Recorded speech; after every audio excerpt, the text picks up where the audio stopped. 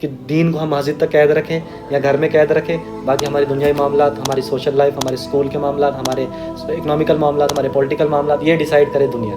ایسا نہیں ہو سکتا ہے. اسلام ایک مکمل دین ہے. آپ کی تعلیم آپ کے لیے عبادت نہیں بن رہی، اور وہ کیسے بنے گی؟ جب آپ کی تعلیم الائن ہو جائے گی آپ کے پرپس کے ساتھ، اور آپ کا مقصد عبادت ہے. آپ اپنی تعلیم کو عبادت بنائیں، آپ اس میں کمپیٹنٹ بنے. تو قرآن جو ہے وہ انسان کو سپیریئر سائیکالوجی دے رہا ہے، اٹھا رہا ہے، لفٹ کر رہا ہے مسلمان کو. اللہ تعالیٰ سیدھا قرآن میں فرماتے ہیں، میں کیمرے میں کہہ رہا ہوں، یا ایھا الذین آمنوا ادخلوا فی السلم کافہ، اے ایمان لانے والا پورے کے پورے اسلام میں داخل ہو جاؤ. یہ نہ کرو چوز اینڈ پک نہ کرو. ہم نے کچھ چیزیں اپنے فائدے کی لے لی، کچھ چیزیں چھوڑ دی. الحمدللہ رب العالمین وعاقبۃ للمتقین والصلاۃ والسلام علی سید المرسلین.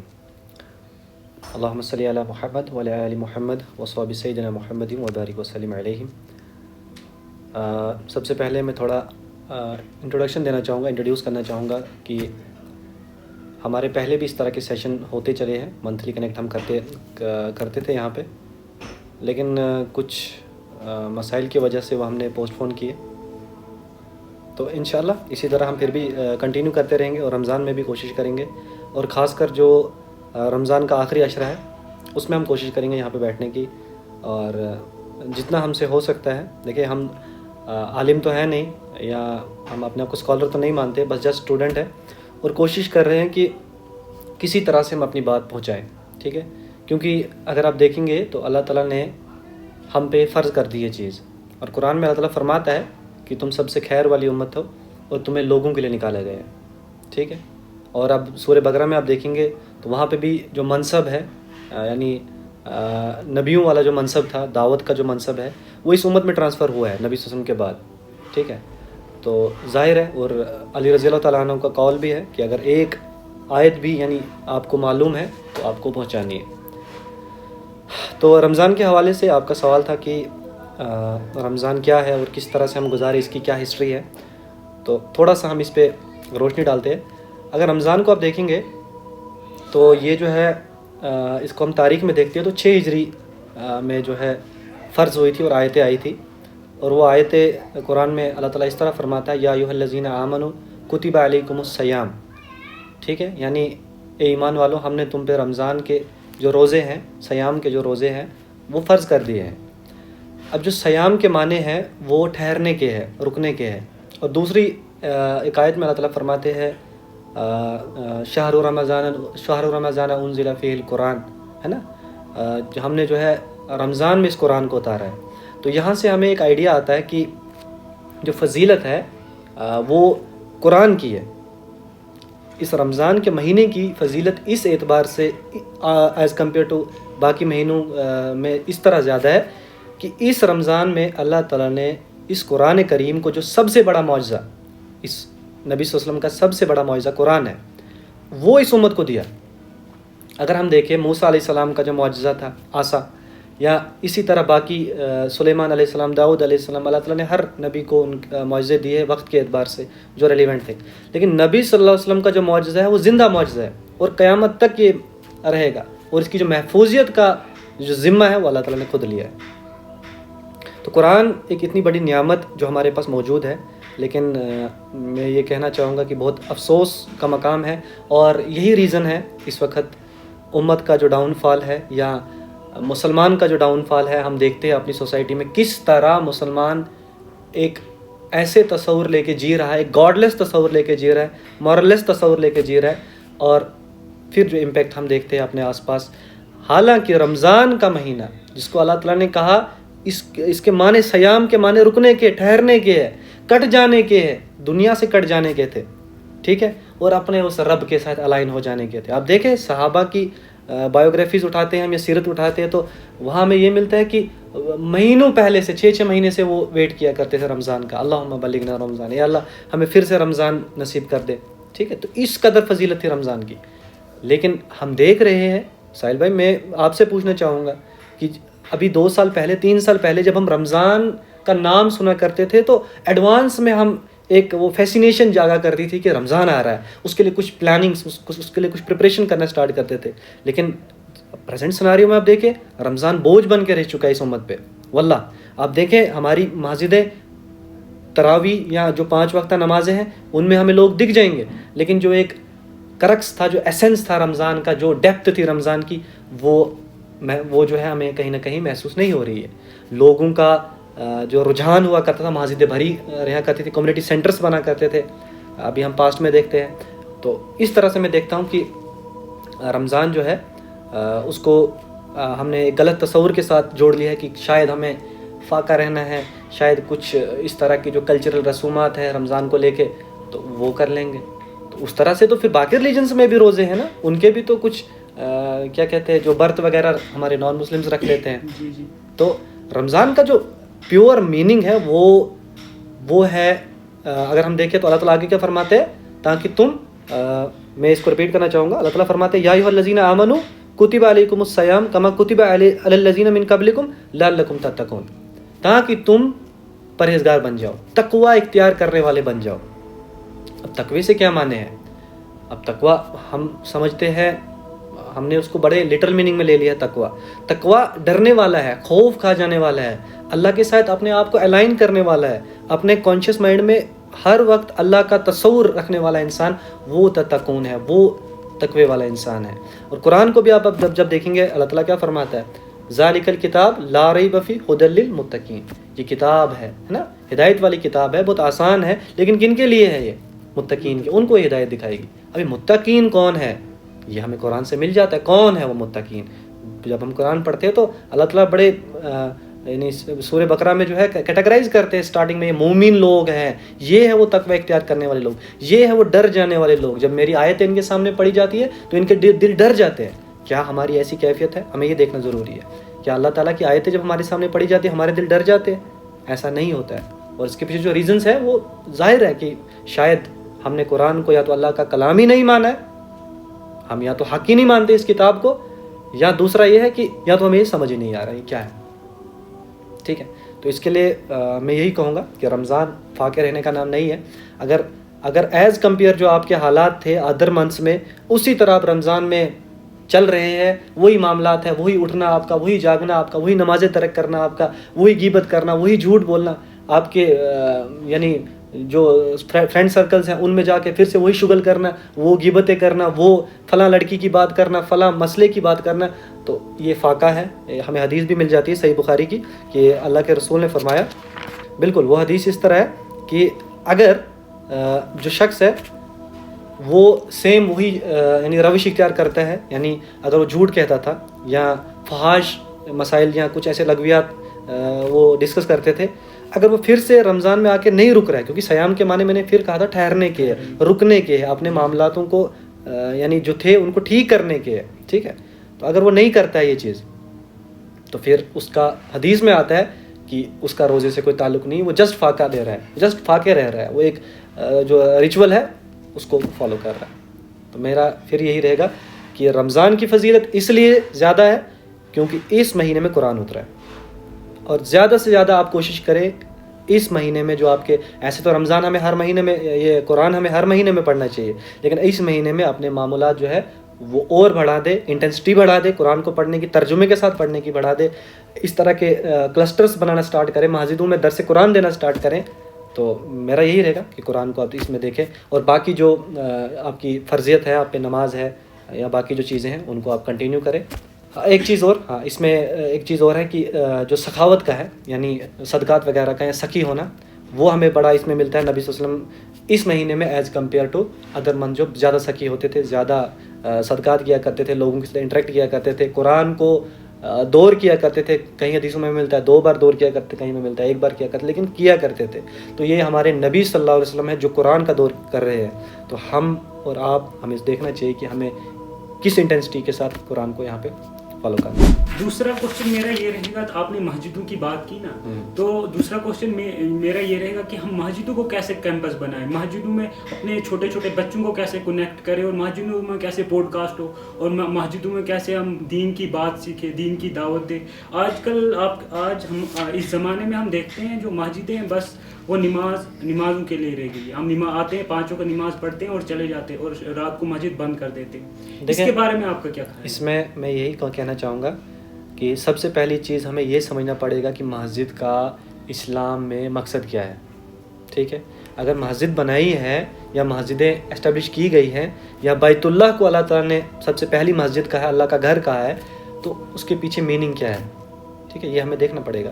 تو مسجد بالکل ظاہر ہے کہ اگر آپ تاریخ اٹھاتے ہیں, ہسٹری دیکھتے ہیں مسجد نبی کے ابھی بھی معاملات دیکھتے ہیں, یا آپ چلے جاتے ہیں عرب میں چلے جاتے ہیں, تو وہاں پہ ابھی بھی سیم دیٹ مسجدیں کھلی ہیں, بچے آتے ہیں, پڑھائی ہو رہی ہے, دروس ہو رہے ہیں, مکتب چل رہے ہیں مسجدوں میں, ایون لائبریریز بنی ہوئی ہے, بچے آ کے پڑھ رہے ہیں وہاں پہ. اور یہ وہ چیز ہے جو اس وقت ہم سے مس ہو گئی ہے, ہم سے چھوٹ گئی ہے, اور اس کا نتیجہ یہ آتا ہے کہ ہماری رغبت مسجدوں کی طرف کم ہو گئی ہے, مسجدوں میں آنا ہمارا کم ہو گیا ہے. مسجد کو ہم نے اسپیسیفک کر دیا, نمازوں کے لیے مخصوص کر لیا, اور پھر اس کے جو نتائج ہیں وہ ہمارے سامنے ہیں. مسجدوں سے رغبت جب ہماری ختم ہو گئی, مسجدوں کو ہم نے بالکل اسٹرکٹ کر دیا, ٹھیک ہے, بند کر دیا, نمازوں کے لیے مخصوص کر دیا, تو اس کے تو یہ نتائج آنے ہی ہیں. تو نبی صلی اللہ علیہ وسلم نے مسجد میں آنا اور نماز کو باجماعت پڑھنا, یہ آپ دیکھ لیں, حدیث سے مل جاتی ہے ہم کو. ایک صحابی ہوتے نابینا, وہ کہتے کہ اے اللہ کے رسول, میں نہیں آ سکتا ہوں مسجد میں اس پرابلم سے, تو کیا میں گھر میں پڑھ سکتا ہوں؟ نبی صلی اللہ علیہ وسلم ان کو بھی اجازت نہیں دیتے ہیں. تو میرا میسج یہی رہے گا کہ یوتھ کو چاہیے مسجدوں کی طرف آنا, ٹھیک ہے, مسجدوں کو اپنا کمیونٹی سینٹر بنانا, اپنے معاملات مسجدوں میں ڈسکس کرنا, اپنے جو ہمارے علماء حضرات ہیں یا جو بھی امام ہوتے ہیں ہمارے, ان کے ساتھ اپنی بانڈنگ کو اسٹرانگ کرنا, ماڈرن ایشوز کو یعنی یہ آئیڈینٹیفائی کرنا اور ان کے ساتھ ڈسکس کرنا, اور کیا چیزیں ممبروں سے ڈسکس ہونی چاہیے, یہ مسجد کی عوام, مسجد کی یوتھ اور سوسائٹی ڈیسائیڈ کرے گی کہ یہاں پہ کیا ریلیونٹ ہے اور کیا اس وقت ضرورت ہے ہماری. تو ایک اور کوشچن میرا یہ آتا ہے, آج کے زمانے میں ہم یہ دیکھتے ہیں کہ جو دین اور دنیا کو ہم نے پورا الگ کر دیا ہے. بالکل, دنیا کے معاملے میں ہم بولتے ہیں اس میں دین نہ لاؤ, اس میں ہم اپنا ہی چلائیں گے, جو ہمیں لگتا ہے پیسے کمانے کے لیے جو ہمیں لگتا ہے ہم وہی کریں گے, اور جو دین کو ہے اس کو الگ رکھو. اس میں آپ کا کیا کوشچن ہے؟ دین اور دنیا کو ہم نے ڈیوائڈ کر دیا. آپ دیکھیں, جب ہم سیرہ پڑھتے ہیں تو وہاں پہ ہمیں کیا معاملات ملتے ہیں, قریش کے کیا معاملات ہوتے ہیں. ظاہر ہے جب وہ دوبارہ سے ریکنسٹرکشن کرتے ہیں کعبہ کی, ان لوگوں نے بھی کیا کیا تھا, یہ تو جہالت کا کنسیپٹ ہے نا, دین دنیا کو سیپریٹ کرنا, دس از دا کنسیپٹ آف جاہلہ, دور جہالت ہے اس کا ہے. ان لوگوں نے کیا کیا تھا کہ دنیا کے جو معاملات ہے وہ انہوں نے ڈیسائیڈ کیے تھے کہ ہم ان کو حرام طریقے سے جس طریقے سے چاہے ڈسکس کریں گے. لیکن اب یہ جو دین کا معاملہ تھا ان کے نزدیک اس وقت, کیونکہ حرم پاک جو ہے, کعبہ جو ہے, وہ تب سے ہی جو ہے ہمارے لیے مقدس رہا ہے, اور ان لوگوں کے لیے بھی تھا کیونکہ وہ بھی ایک وہ مان رہے تھے ابراہیم علیہ السلام کی جو لینیج تھی اس طرح کا. تو انہوں نے بھی کیا کیا, جب دوبارہ ریکنسٹرکشن کرایا تو انہوں نے کہا کہ اس کعبہ کو ہم حلال مال سے بنائیں گے, یعنی دین کے معاملات ڈیسائیڈ کریں گے ہم حلال سے, باقی دنیا کے معاملات ان کو ہم چھوڑ دیں گے اس طرح. ٹھیک ہے, تو یہ جاہلہ, وہ دور جہالت کا کنسیپٹ ہے کہ کچھ یعنی جب انہوں نے ریکنسٹرکشن کرایا اور پھر جب اس کعبہ کو بناتے, اور وہ جو ایریا ہے کعبہ کا حتیم, ہاں, وہ رہ جاتا ہے ان سے, کیوں؟ کیونکہ مال ہی ختم ہو جاتا ہے, حلال مال ہی اتنا ہی ہوتا ہے ان کے پاس. ٹھیک ہے, تو یہ دور جہالت کا کنسیپٹ ہے, دین اور دنیا کو سیپریٹ کرنا, اور پھر ان کی امپلیمنٹیشن دیکھنا کہ دین کو ہم مسجد تک قید رکھیں یا گھر میں قید رکھیں, باقی ہماری دنیائی معاملات, ہماری سوشل لائف, ہمارے اسکول کے معاملات, ہمارے اکنامیکل معاملات, ہمارے پولیٹیکل معاملات, یہ ڈیسائیڈ کرے دنیا. ایسا نہیں ہو سکتا ہے. اسلام ایک مکمل دین ہے, حیات زندگی ہے, اور ہر انسان کے لیے, یہ نہیں کہ ہر ایک ہی مسلمان کے لیے. اللہ تعالیٰ نے قرآن میں فرمایا کہ انسان کے لیے میں نے جو ہے دین اسلام کو یعنی قابل قبول رکھا ہے, اور یہی دین ہے جو قابل قبول ہونا ہے, اس کے علاوہ نہیں ہونا ہے. یہ ہر انسان کی بھلائی کے لیے, بہبودی کے لیے, فلاح کے لیے وہ دین اسلام ہے. تو ظاہر ہے دین اسلام خالی کتابیں پڑھنے کا نام نہیں ہے جو ہم نے بنا رکھا ہے کہ دین کو اس طرف کر دیا اور دنیا کو اس طرف کر دیا. اللہ تعالیٰ نے کیا فرمایا تھا, اقرأ بسم ربک الذی خلق, پڑھو اللہ کے نام سے جس نے تمہیں تخلیق کیا. اور پڑھنا کیا تھا, اللہ کے نام سے شروع کرنا تھا. لیکن یہ ہماری کمبختگی ہے اور نااہلی ہے, جس کو ہم نے سیپریٹ کر دیا. دین کو ہم نے علماء حضرات کے حوالے کر دیا, اور دنیا کو ہم نے دے دیا ہے جو ہمارے ماڈرن دور میں چل رہا ہے, ٹیچرس یا سوسائٹی ہے, اس کے ہاتھ میں دے دیا, اور وہ ڈیسائیڈ کرتے ہیں کہ آپ کی دنیا کے معاملات کیسے ہونے چاہیے. اور دیکھیں پھر دنیا کے معاملات ہو کیسے رہے. ایک کیا کہیں گے ہم اس کو, جو مورالٹی وہ ڈرائیو کرتے ہیں, ایک ایسی چیز جو اسلام کے یہاں ناپسندیدہ ہے لیکن سوسائٹی نے اس کو پسندیدہ کر دیا ہے. پھر وہ ہمارے نکاح کے معاملات ہو یا ہمارے باقی دیگر معاملات. دوسرا کوشچن آپ نے علم کے بارے میں کہا نا, تو ہمارے دور میں علم بس یہ ہے کہ ہم بی اے کر لیں, ایم اے کر لیں یا کوئی ڈگری کر لیں, بس اس کے بعد ہم نے کتاب کھول لی نہیں کہ ہم نے سب پڑھ لیا.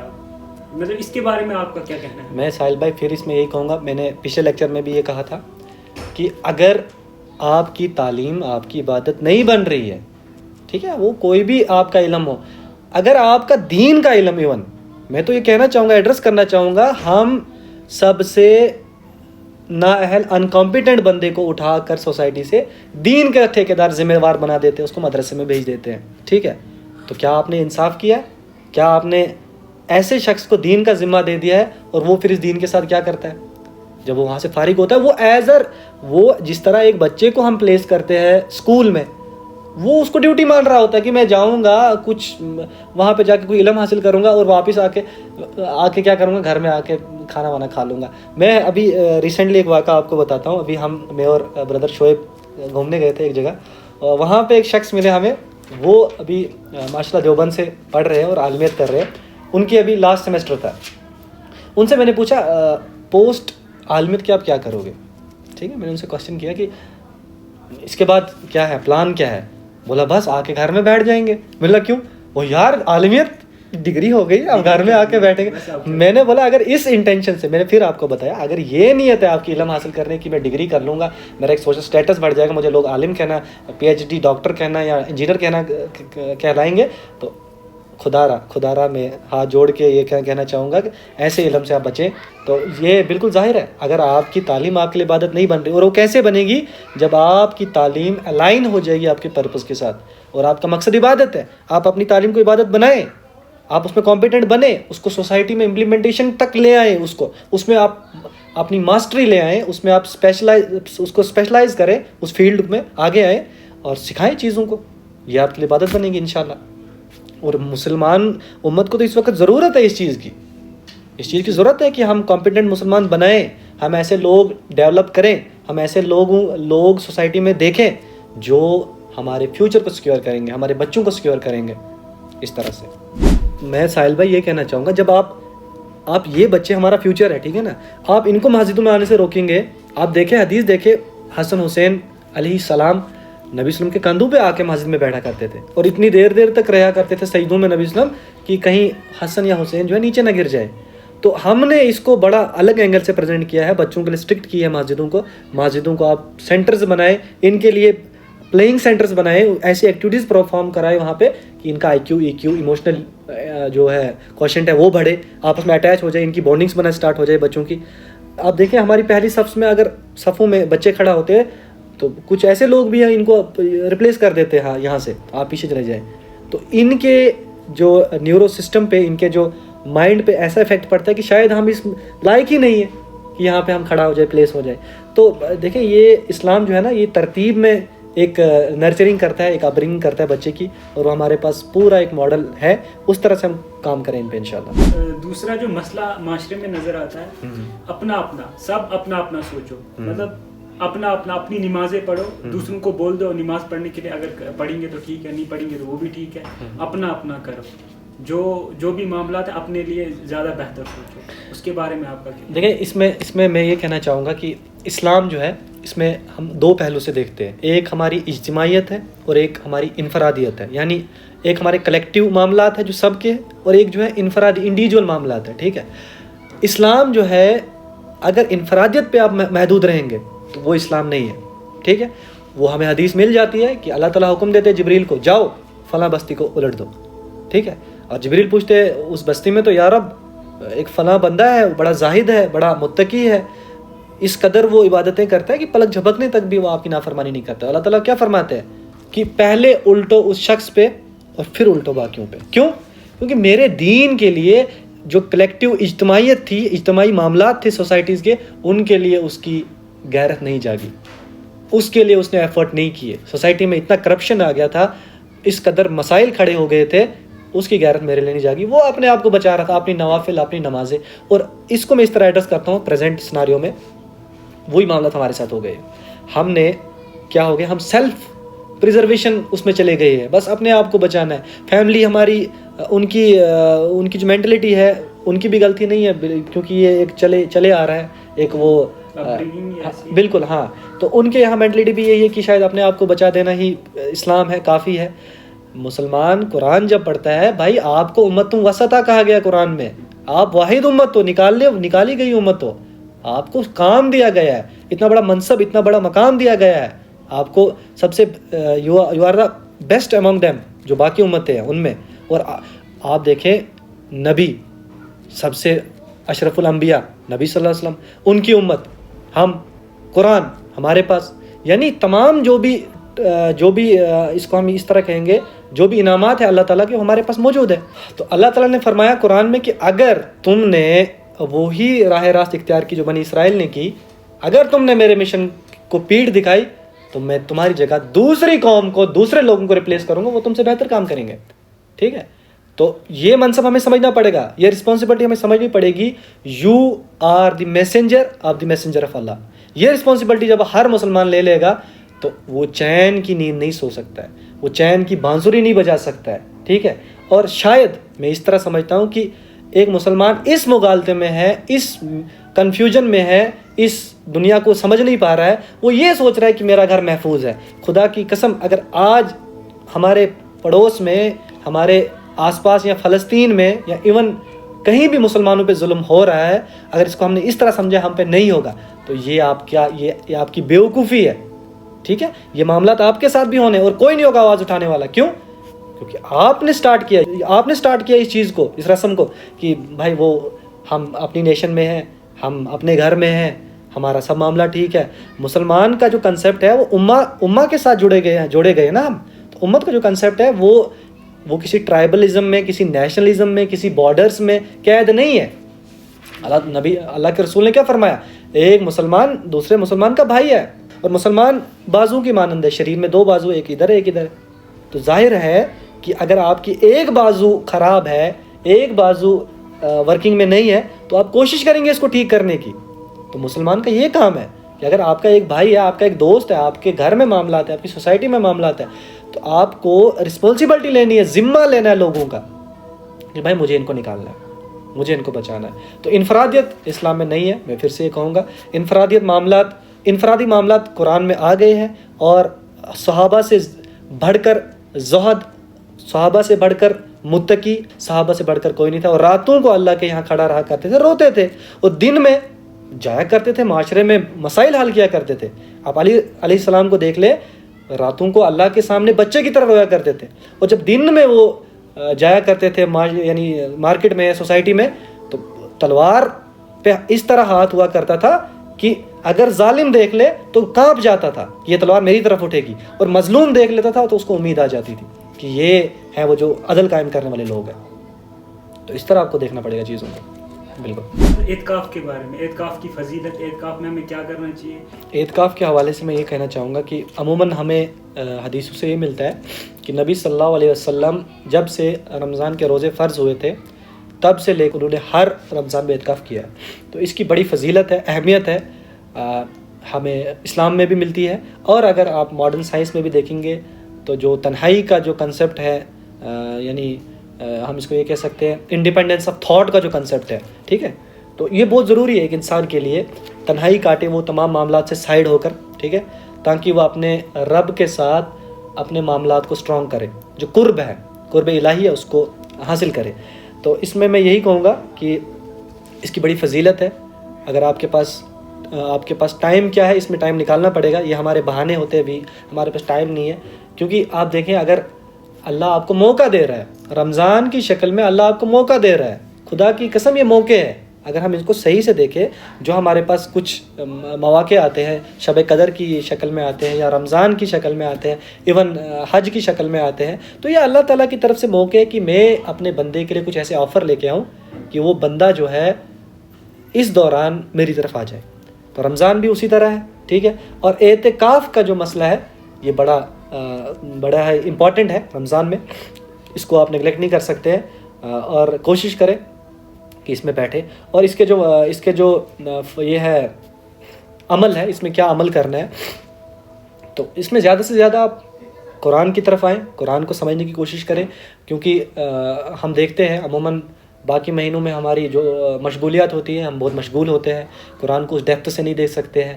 اگر پڑھ بھی لیتے ہیں ایک رکوع یا کچھ آیتیں پڑھتے ہیں تو اس میں ہم غوطہ زن نہیں ہوتے، یعنی تدبر و تفکر نہیں کرتے ہیں، ہے نا. اللہ تعالیٰ خود فرماتے ہیں نا کہ افلا تعقلون، ہے نا، افلا تدبرون، تم کیوں نہیں سوچتے، کیوں دیکھتے کیوں نہیں ہو. تو رمضان اور اعتکاف میرے حساب سے تو پورے رمضان میں آپ کو ایک نصاب بنانا چاہیے نائٹس کا. نائٹ میں بیٹھنا چاہیے. مسجدیں ہیں، آپ کے گھر ہیں، بہتر ہے کہ مسجدوں میں آئے اور اس طرح کا آپ ڈیسائیڈ کریں کچھ لوگ مل کے کہ ہم یہ چیزیں ایک شیڈول بناتے ہیں اپنے رمضان کا اور ہم اس طرح سپینڈ کرتے ہیں. تو یہی ہے اعتکاف میں آپ بیٹھیں، قرآن کو دیکھیں، ڈیپلی ڈیپتھ سے دیکھیں اور اپنے جو کچھ اذکار ہیں، ذکر و اذکار ہیں، ان پہ فوکس کریں، نوافل ہے ان پہ فوکس کریں. یہی معاملات ہیں. رمضان میں تو ہم نماز پڑھتے ہیں، 5 وقت نماز پڑھتے ہیں، عبادت بھی کرتے ہیں، ذکر و اذکار بھی کرتے ہیں، پر جب رمضان چلے جاتا ہے ہم پھر آلسی ہو جاتے ہیں، پھر نمازیں چھوڑ دیتے ہیں، پھر قرآن پڑھنا چھوڑ دیتے ہیں. ساحل بھائی واللہ میں ایک چیز آپ کو کہنا چاہوں گا، بہت ڈر لگتا ہے مجھے یہ چیز کہنے سے. وہ یہ ہے کہ جب میں یہ سوچتا ہوں تو میں رمضان میں ہوں، میں یہ سوچتا ہوں میں ابھی رمضان میں انٹر ہوں، داخل ہوں، اندر ہوں، اور جو میرے اندر سے ایک وسوسہ آ رہا ہے نا، یہ شیطان نہیں، یہ میرا نفس ہے. میں کانپ جاتا ہوں کہ یہ میں ہوں، کیونکہ ہمیں حدیثیں مل جاتی ہے کہ شیطان قید ہے. یا آپ نے اپنے نفس کو شیطان بنا دیا ہے، الہ بنا دیا ہے. قرآن میں آتا ہے کہ آپ نے وہ لوگ نہیں دیکھے جنہوں نے اپنے نفس کو الہ بنا دیا، نفس کے عبد بن گئے، بندے بن گئے، غلام بن گئے. یہی تو مسئلہ ہے نا. میں پھر وہی بتا رہا ہوں، ہم نے چیزوں کو اسپیسیفک کیا ہے. ہم نے اسلام کو ایز اے ریلیجن لیا ہوا ہے. کچھ معاملات رکھ لیے جمعہ، کچھ معاملات رکھ لیے عید کے، کچھ اس طرح ڈیسائیڈ کر دیے نا، 4-5 پلرس بنا دیے، اسی کے اراؤنڈ ہم گھوم رہے ہیں. اسلام اس چیز کا نام نہیں ہے. اسلام آپ کی زندگی کے پورا یعنی پیدا ہونے سے مرنے تک کے معاملات ڈیسائیڈ کرتا ہے، تمام معاملات. اور اگر آپ اس نہج پہ، اس یعنی جو اللہ تعالیٰ نے آپ کو بتایا، احکام بتائے، اس پہ رہتے ہیں، اس طرح سے اپنی زندگی گزارتے ہیں، وہ آپ کی عبادت ہے. ٹھیک ہے. تو ہمارے یہاں ایک کنسیپٹ، ایک نا غلط تصور بھی ہے کہ عبادت شاید یہ چیزیں ہیں جو آپ بتا رہے ہیں، نماز. تو ہم کیا کرتے ہیں، حدیثوں سے ہمیں مل تو جاتا ہے کہ رمضان کی فضیلت ہے اور ہونی بھی چاہیے اور ہے بھی. بہتر ہے کہ اگر لوگ آ رہے ہیں، ہمیں نیگلیکٹ نہیں کرنا چاہیے کہ وہ رمضان میں آ رہے، باقی مہینوں میں نہیں آ رہے. اللہ تعالیٰ ہم سب کو ہدایت دے، باقی مہینوں میں بھی اس طرح ہماری مسجدیں بھری رہے، فجر پہ، عشاء پہ، یا جو باقی ہے. لیکن سوال یہ ہوتا ہے کہ باقی مہینوں میں یہ کہاں چلے جاتا ہے. تو باقی مہینوں میں اس لیے میں بتا رہا تھا، رمضان جو تھا نا یہ بوسٹ تھا. یہ اللہ تعالیٰ نے ایک ایسا آفر دیا تھا کہ ایک انسان اپنے آپ کو بوسٹ کر دے ان 11 منتھ کے لیے، اپنے آپ کو پریپیئر کر دے ان 11 منتھس کے لیے. ٹھیک ہے. اپنے آپ کو اتنی مشقت میں ڈالے، تقویٰ تبھی تو آگا ہے. اب رمضان کا دیکھیں، رمز یہ نکلا کس سے ہے؟ رمضان کے روزے جب فرض ہوئے تو بڑی گرمی کا وہ کیا کہیں گے ہم اس کو، موسم تھا، ویدر تھا. تو یہ جلنے کا، رمز کا مطلب ہی جلنے کا ہے. ٹھیک ہے.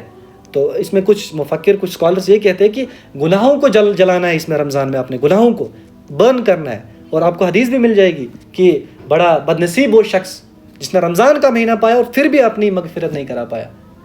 تو اس چیز کو ہمیں دیکھنا پڑے گا کہ رمضان وہ ایک بوسٹ ہے، وہ ایک منتھ، ایک ایز اے آفر ہے کہ ہم اس میں اپنا کنیکشن اللہ کے ساتھ اتنا اچھا بلڈ کرے کہ جو اس کا فورس ہے، جو اس کی انرجی ہے، وہ ہمیں 11 منتھس تک لے چلے، کنسٹنٹ کر چلے. اور پھر رمضان آئے، جس طرح صحابہ دعا کرتے تھے اللہم بلغنا رمضان، اسی طرح ہمیں بھی کوشش کرنی چاہیے کہ اللہ ہماری زندگی میں پھر سے رمضان دے، تاکہ میں پھر سے وہ انٹینسٹی لا پاؤں جو رمضان میں ہونی چاہیے میرے معاملات کی. اگر میں 1x تھا تو میں اپنے 10x معاملات کر رہا ہوں، اپنے 10 گنا زیادہ کر رہا ہوں. تو اجر بھی اسی طرح رمضان میں اللہ تعالیٰ نے دیا ہے. اور رمضان کو اللہ تعالیٰ اس طرح ایڈریس کرتے ہیں کہ باقی جو معاملات ہیں، ٹھیک ہے، ان کا اجر لکھ دیا جاتا ہے، لیکن رمضان کا جو اجر ہے وہ اپنے بندے کو میں خود دیتا ہوں. یعنی یہ میرے اور میرے بندے کے بیچ میں معاملات ہے. کتنا زیادہ ہے نہ ہمیں یہ پتہ ہے. اگر پتہ لگ جائے ایک بندے کو، مجھے لگتا ہے وہ رمضان کے علاوہ بھی روزہ رکھنا سٹارٹ کر دیں. تو اسی طرح ہم دیکھتے ہیں کہ رمضان روزے جو ہے وہ خالی ہم پہ ہی فرض نہیں ہوئے، اس سے پہلے بھی جو باقی امتیں تھیں ان میں بھی روزے کا کنسیپٹ تھا. ٹھیک ہے. اور ہمیں حدیثوں میں بھی ملتا ہے یوم عاشورہ کا روزہ، کہ نبی صلی اللہ علیہ وسلم رمضان سے پہلے وہ روزہ رکھا کرتے تھے. تو جیسے رمضان کے آگے تو پھر رمضان کے فرض ہو گئے، وہ پھر جو ہے وہ اسپیسیفک نہیں رہے، وہ اگر کوئی رکھنا چاہتا ہے تو وہ اس کو رکھ سکتا ہے اس طرح سے. تو رمضان کی بڑی فضیلت ہے. اور دوسرا یہ نوجوانوں کے لیے رمضان میں بڑا اس طرح کی کہ اپنے نفس پہ قابو کر پائیں، خاص کر جو سیکچول ڈیزائرز ہوتی ہے. میرے نبی نے صلی اللہ علیہ وسلم نے یہ فرمایا کہ جو شخص استطاعت رکھتا ہو نکاح کرنے کی تو نکاح کر لے. اگر مطلب اس کے پاس وہ نہیں ہے، وسائل نہیں ہے، تو وہ روزے رکھا کرے. تو روزے میں یہ چیز ہے, وہ ہمارے جو گٹ ہے اس کو کنٹرول کرتا ہے ہمارا, کیونکہ آپ کو پتہ ہے ہماری باڈی کا جو سسٹم ہے, پورا نیورو سسٹم ہے, وہ کہیں نہ کہیں ہمارا برین جو ہے وہ گٹ پہ بھی یہ کرتا ہے, ڈپینڈ کرتا ہے. جو معاشرے میں جو سب سے نچلے طبقے کے لوگ ہیں نا, وہ یہ سمجھتے ہیں کہ ہم نچلے طبقے کے لوگ ہیں, ہمارا یہ کام نہیں ہے کہ ہم دین کے لیے کچھ کام کر سکیں, ہمیں ٹائم ہی نہیں ملتا ہے کہ ہم دین کے لیے کچھ کر سکیں. جیسے وہ دن کو ہم مزدوری کرتے ہیں, رات کو پھر تھک جاتے ہیں, پھر تھوڑی نمازیں پڑھتے ہیں اور سو جاتے ہیں. دین کے لیے ہمارا اتنا کام نہیں ہے, ہمارا دین کو ہم اتنا ٹائم نہیں دے سکتے. اس کے بارے میں کیا آپ دیکھیں نا, ہم جو بھی چیز استدلال کریں گے ہم سیرہ سے کریں گے, ہم ماڈرن ایشوز نہیں دیکھیں گے. مسلمان نے اپنا حال کیا بنا رکھا ہے, تو مسلمان کی انکمپیٹنسی ہے. مسلمان اس درجے پہ گر چکا ہے کہ وہ اب یہ جواز دے رہا ہے, یہ کیا کہیں گے ہم اس کو, جواب دے رہا ہے ہمیں کہ بھائی میں کر نہیں پا رہا ہوں, میں بیلنس نہیں کر پا رہا ہوں. بھائی تیری ڈیفینیشن صحیح نہیں ہے. اگر تیری ڈیفینیشن صحیح ہوگی, تیری مزدوری تیرے لیے عبادت بن رہی ہے نا, تو تم کیوں کوس رہا ہے اس چیز کو, ظاہر ہے نا. لیکن مسئلہ خالی یہی نہیں ہے, مسئلہ خالی مزدوری کا نہیں ہے. مسئلہ تھوڑا ڈیپتھ میں اگر ہم جائیں گے, اس طرح سے دیکھیں گے اس کو ہم, کہ اگر ایک مسلمان ہے, سب سے پہلے اس نے کیا کیا, قرآن سے دوری اختیار کی. قرآن میں اس کو اللہ تعالیٰ ڈومیننس آف ہیرارکی بتا رہے کہ یو آر دا بیسٹ, تم بہترین امت ہو. اب آپ دیکھیے اس نے اپنے آپ کو پلیس کہاں کیا ہے, اس نے قرآن کو پشے پست کر دیا نا, تبھی جا کے وہ انفیریورٹی کا شکار ہو گیا ہے. تو قرآن جو ہے وہ انسان کو سپیریئر سائیکالوجی دے رہا ہے, اٹھا رہا ہے, لفٹ کر رہا ہے مسلمان کو, ٹھیک ہے, کہ بھائی تیرے پاس ایک ایسی کتاب ہے جو کلیم کر رہی ہے میں الہامی کتاب ہوں, میں خدا کی کتاب ہوں, اور تم, پر ہم قرآن کو اس طریقے سے مت دیکھتے ہیں. ہماری نااہلی ہے نا. اب اس کو ہم بلیم نہیں کریں گے نا. اب کب کھولیں گے ہم قرآن؟ ہمارے قرآن رمضان میں کھلتے ہیں, جھاڑو مارنے پڑتے ہیں. ابھی میں نے اور آپ نے صفائی کی تھی مسجد کی, ہمیں پتہ ہے ہم نے ان کے اوپر سے گردہ صاف کیا تھا. تو کون ذمہ وار ہے؟ اللہ تعالیٰ. یہ قرآن سورہ فرقان میں آتا ہے, قرآن گواہی دے گا آپ کے خلاف کہ یا رب انہوں نے مجھے چھوڑ رکھا تھا. تو یہ بڑا مسئلہ. اور دوسری ہمیں حدیث مل جاتی ہے کہ جنت میں ہر وہ شخص چل جائے گا سوائے اس کے جس کو قرآن روک لے. اب قرآن کیسے روکے گا؟ قرآن روکے گا کہ بھائی انہوں نے مجھے امپلیمنٹ نہیں کیا, انہوں نے مجھے پڑھا نہیں, انہوں نے مجھے جانا نہیں, پڑھنے کی کوشش نہیں کی. منیمم عربک سیکھ سکتے تھے, وہ بھی نہیں سیکھی. اگر آپ فائنینس کو غربہ کہہ رہے ہیں, آج کے دور میں تو زیادہ تر فائنینس کو, ٹھیک ہے, اگر آپ فائنینشلی غربہ کہہ رہے ہیں تو وہ صحابہ بھی تھے, خدا کی قسم وہ غربہ تھے. اور سب سے پہلے, اور ہر نبی کا یہی رہا ہے کہ غربا نے سب سے پہلے ایکسیپٹ کیا اسلام کو, دین کو. کیوں؟ کیونکہ غربا کو ریلیونسی پتہ ہوتی ہے کہ ہمارے ساتھ انجسٹس ہو رہا ہے, یہاں پہ جسٹس نہیں ہو رہا ہے. ہمارے جو معاملات ہیں وہ اللہ کے قوانین, کوئی ایسی طاقت ہے جس نے ہمارے حقوق بھی رکھے ہیں. ان لوگوں نے خود ساختہ نظام بنا رکھے اور ہمارے حقوق دبا رکھے ہیں. تو خود اس چیز پہ یہ شعور ان کا پہنچ جاتا ہے غربا کا, کہ وہ ایکسیپٹ کرتے ہیں. لیکن آج کے جو غربا ہے نا, یہ غربا نہیں, دے آر دی کرپٹ غرباز, یہ مورلی کرپٹ لوگ ہیں. آپ ان کے معاملات دیکھیں, ہماری ایک مسکنسپشن ہوتے ہیں, وہ پرانے لوگ تھے, وہ پہاڑیوں پر رہا کرتے تھے, بڑے ہی نیک تھے. اگر ان کے معاملات آپ جا کے دیکھیں گے نا, آپ لوگوں سے پوچھیں آس پاس کے وہ کیا کیسے تھے. زمینوں پہ قتل کرنے والے لوگ وہ تھے. اللہ کے رسول نے فرمایا نبی صحابہ سے, کیا میں تمہیں بتانا دوں مفلس کون ہے؟ مفلس کون ہے؟ تو صحابہ نے پوچھا, صحابہ نے کہا یا رسول اللہ آپ بہتر جانتے ہیں کہ شاید ہم یہ آنسر دے رہے کہ شاید جن کے پاس درہم یا دینار نہ ہو. لیکن اللہ کے رسول نے کیا فرمایا؟ بولا وہ مفلس نہیں ہے. مفلس وہ ہے جو اس دنیا میں رہ کے اپنے جو معاملات ہے, یعنی جو حقوق ہے, حقوق اللہ ہے اور حقوق العباد ہے, ان میں نیچے رہتا ہے, ان کو ادا نہیں کرتا ہے. حقوق العباد کھا چکا ہے لوگوں کے. اور کل جب وہ قیامت کے دن لایا جائے گا, ٹھیک ہے, اور اس کی نیکیوں میں سے نیکیاں نکال کر اس شخص کے یعنی اکاؤنٹ میں ڈالی جائیں گی نیکیاں, جو جس شخص کے اس نے حقوق کھائے تھے. اور وہ غربا ہے, وہ مفلس شخص ہے کہ جس سے چھینا جا رہا ہے, اور وہاں چھینا جا رہا ہے جہاں نہ اس کو کوئی کچھ دے سکتا ہے, نہ کوئی باپ کسی کو کچھ دے سکتا ہے, نہ کوئی دوست, نہ کوئی ماں. اس طرح کا نفسی کا عالم ہوگا, وہ غربا ہے. ٹھیک ہے, تو یہ کنسیپٹ نکالے اپنے آپ سے. اگر آپ کو اللہ تعالیٰ نے اسلام جیسی نعمت دی ہے, قرآن جیسا معجزہ آپ کے پاس ہے, ٹھیک ہے, دین جیسا ایک نظام ہے, اپنے آپ کو شکر ادا کیا کرے کہ ہمارے پاس ایک ایسا نظام ہے.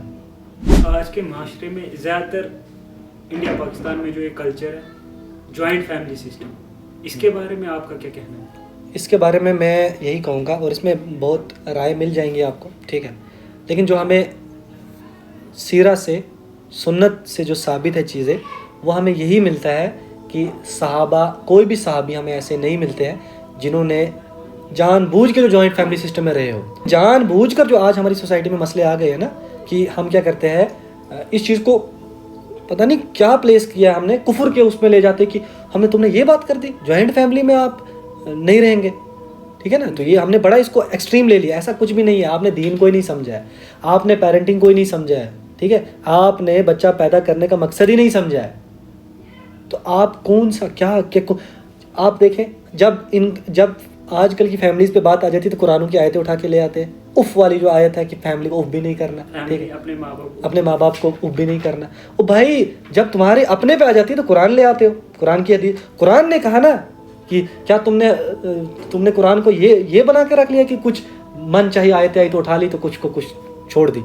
تو اللہ تعالیٰ سیدھا قرآن میں فرماتے ہیں، میں کیمرے میں کہہ رہا ہوں، یا ایھا الذین آمنوا ادخلوا فی السلم کافہ، اے ایمان لانے والا پورے کے پورے اسلام میں داخل ہو جاؤ. یہ نہ کرو چوز اینڈ پک نہ کرو. ہم نے کچھ چیزیں اپنے فائدے کی لے لی، کچھ چیزیں چھوڑ دی. ٹھیک ہے، کہیں ایسا نہ ہو کہ یہ بیلنس کرنے کے چکر میں جو ہم کرتے ہیں جوائنٹ فیملی میں کمپرومائز کر جائیں اور اپنی آخرت خراب کر جائیں. اس چیز کا دھیان رکھیں. اس سے ایک اور کوشچن ارائز ہوتا ہے نا، ماں باپ جب بوڑھے ہو جاتے ہیں وہ بولتے ہیں بڑھاپے میں ہمارا سہارا کون بنے گا. اس سے آپ دیکھیں نا، اولاد آپ نے اگر اس پرپز سے پیدا کی تھی کہ میرا بڑھاپے میں سہارا بنے گا، تو آپ نے ڈیفینیشن آپ کی غلط ہے اور آپ نے غلط اینگل سے چیزوں کو دیکھا ہے. ابراہیم علیہ السلام کو آپ لے لیں.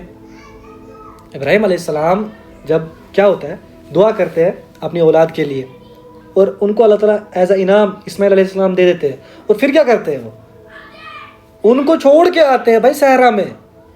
ٹھیک ہے، پہلا سیکریفائز، حالانکہ وہ بننے چاہتے ہیں ان کا سہارا، لیکن ابراہیم علیہ السلام کیا کہتے ہیں، آپ کو وہاں جانا ہے. ان کو چھوڑ کے آتے ہیں. اور پھر جو ہاجرہ علیہ السلام کا وہاں پہ وہ کردار ہمیں دکھتا ہے کہ ایز اے مدر کا، ایز اے وائف کا کردار جو ہمیں وہاں پہ دکھتا ہے کہ کیا کہتی ہے، 2 بار کہتی ہیں کہ آپ ہمیں چھوڑ کے کیوں جا رہے ہیں. تیسری بار یہ کہتی ہے کیا یہ اللہ کا حکم ہے.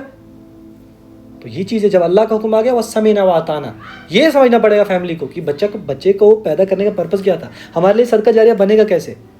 بھائی تمہارے یہاں تو بچہ بڑا ہی نہیں ہوتا ہے، وہ 30s میں 40s میں بھی بچہ ہوتا ہے، نکاح آپ اس کو 50s میں کرا رہے ہوتے ہو. ٹھیک ہے، تو وہ کب آپ کے لیے کرے گا ٹربل، اس سے باہر نکلنا پڑے گا. اور میں خاص کہوں گا علماء کو اس کے بارے میں بات کرنی پڑے گی. مسجدوں سے پرچار ہونے چاہیے کہ ایک بچے کے کیا حقوق ہے، والدین کے کیا حقوق ہے. ٹھیک ہے، میں یہ پھر کہنا چاہوں گا والدین کے حقوق ہے. جب آپ نے بچہ دیندار بنایا وہ آپ کو کیسے چھوڑ سکتا ہے. ظاہر سی بات ہے وہ آپ کے حقوق کو پامال نہیں کرے گا، وہ مائنڈ میں رکھے گا، اس کے مائنڈ میں چل رہا ہوگا میری فیملی کہاں ہے، میرے بچے کہاں ہے، میری بیوی کہاں ہے، وہ بیلنس کرے گا. لیکن جب آپ نے اس کی نرچرنگ سیلفشنس سے کی ہے، بچپن سے میرا میرا میرا کر کے کیا ہے، تو وہ نہیں کرے گا. ٹھیک ہے، وہ اس سے باہر ہی نہیں نکلے گا. جو انڈیپینڈنٹ آف تھاٹ ہے وہ اس طرح ہی بنتا ہے، رسپانسبلٹیز کے ساتھ بنتا ہے. آپ چھوڑیں اس کو، بچے کو وہ چھوڑ دیں آپ اس کے ساتھ، وہ جو آپ نے معاملات کر رکھے ہیں، اس کے کھانے بھی پروس رہے ہیں، ایون باقی جانا ہے تو پوچھ کے جانا ہے، تو تھوڑا اس کو سپیس دیں، بچے کو قوام بننے دے. ٹھیک ہے نا، اللہ تعالیٰ نے مرد کو قوام کہا ہے تو اس کو اس قوامیت پہ آنے دے. اگر آپ اس قوامیت کے اوپر پردے ڈالتے جا رہے وہ قوام نہیں بن پائے گا. ٹھیک ہے، اور وہ اپنے فیصلے پھر اپنے حساب سے نہیں لے گا. یہ اصل میں یہ اب ماں باپ یہ سمجھتے ہیں کہ ابھی یہ بچہ ہے، ابھی یہ کچھ نہیں کر پائے گا. ساحل بھائی یہ مغالطہ ہے. آپ بچوں کے فون چیک کریں، آپ دیکھیں ان کے ساتھ معاملات کیا ہے. وہ ایتھیسٹ ہو چکے ہیں، وہ ایگنوسٹک ہو چکے ہیں، وہ ڈاؤنزم کے قائل ہو چکے ہیں، وہ عورت کو ایز اے پروڈکٹ دیکھ رہے ہیں اوپر سے نیچے تک. ٹھیک ہے، ایک سیکچول ٹائی دیکھ رہے ہیں. تو بھائی کہاں پلیس ہے. یہ ماں باپ کو نکلنا پڑے گا ڈوگما سے. ٹھیک ہے، اگر وہ نہیں سمجھ پا رہے ہیں تو کم سے کم وہ یہی کر سکتے ہیں، سپورٹ کر سکتے ہیں. اگر اس چیز کو وہ ان کا جو ذہن ہے وہ اس چیز کو اڈاپٹ نہیں کر پا رہا ہے، اس ماڈرن فتنے کو جو ابھی چل رہا ہے، تو کم سے کم وہ ایک بچے کو سپورٹ کر سکتے. لیکن شرط اس میں یہ ہے کہ بچہ دیندار ہو.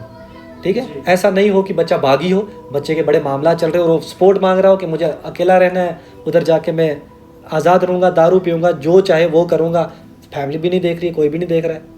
یہ شرط یہ ہے کہ دیندار. ایک اور کوسچن آتا ہے یہاں سے، بندہ دیندار تو ہے پر اس کے پاس دوسرے سکلز نہیں ہیں، خالی دین پریکٹس کرتا ہے، باقی اس کے پاس کوئی سکلز نہیں ہے. بیوی کے کیا معاملات ہے وہ اس کو کچھ پتہ نہیں ہے، اور جو فائنینشیل سکلز ہے وہ اس کے پاس نہیں ہے. اس کے بارے میں کیا کہیں گے آپ؟ دیندار آپ نے جو ٹرم یوز کی ہے، میں معذرت کروں گا، دیندار پھر نہیں ہو سکتے نا. وہ دیندار نمازیں تو پڑھتا ہے نا, نماز روزہ زکوٰۃ حج سب کچھ کرتا ہے. ارے دین, میں نے پھر آپ کو بتایا تھا, دین مکمل ضابطۂ حیات ہے زندگی کا. اگر وہ اس پیراڈائم سے گزر رہا ہے اور اپنے معاملات اللہ کے حکم کے مطابق گزار رہا ہے تو ظاہر ہے اس کو سب حقوق پتہ ہوں گے, وہ دیندار ہوگا. دا ڈیفینیشن آف دیندار وہ ہے. اگر آپ پلیس کریں دیندار ایک نمازی کو, ٹھیک ہے لے سکتے ہیں ہم اس کو, کہیں نہ کہیں وہ اتباع کر رہا ہے اللہ تعالیٰ کی فرضیت جو ہے وہ کر رہا ہے, لیکن کمپلیٹ سانچے میں مت ڈالے اس کو کہ وہ دیندار ہے.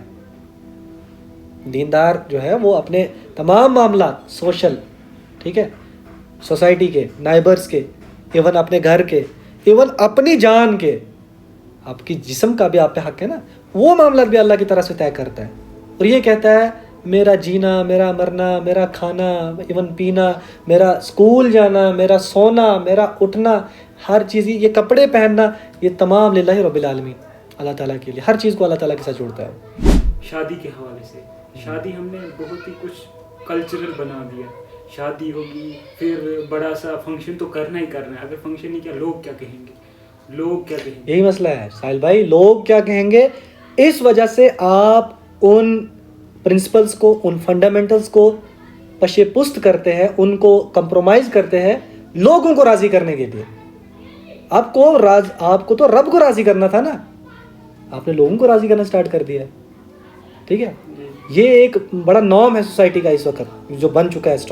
ٹھیک ہے, ہمارے یہاں نکاح آسان ہے, اسلام نے نکاح کو بہت آسان کیا. اگر آپ کو نکاح کرنا ہے تو بھائی بتائیں, فیملی کو بتائیں اس طرح کا مسئلہ ہے.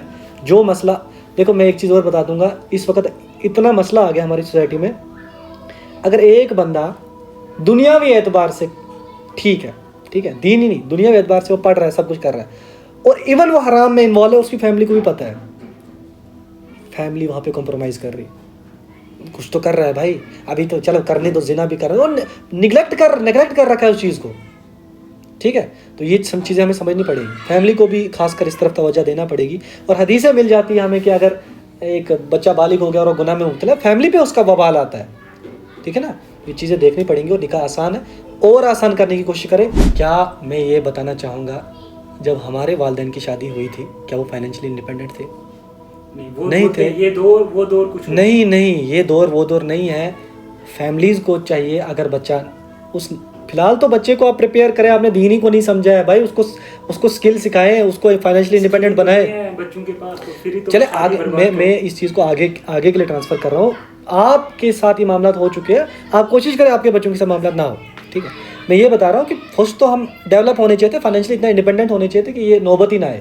لیکن اگر ایسا ہے, اگر اس وقت مسلمان مغلوب ہیں, فائنینشلی بھی بڑے نیچے ہے, کرائسس میں ہے, تو فیملیز کو چاہیے ان کو سپورٹ دے, ان کو اس طرح کے گناہوں سے نکال کر ایک اچھی زندگی میں لائے. ٹھیک ہے, ان کو سپورٹ کرے تاکہ آپ اپنی جو آنے والی جنریشن ہے, وہ تمام وہ خاندانی ایک نسل ہے, وہ اچھی چل جائیں, ان میں کچھ صالح لوگ آ جائیں جو آپ کے لیے صدقہ جاریہ آپ کی آخرت کے لیے بن جائیں. تو میں یہی کہوں گا اس میں. چلیے, یہ ہمارا پوڈ کاسٹ تھا. آگے رمضان میں پوڈ کاسٹ ایسے آتے رہیں گے, میں اور بابر غازی. چلیے دعاؤں میں یاد رکھیں. ٹھیک ہے, السلام علیکم ورحمۃ اللہ.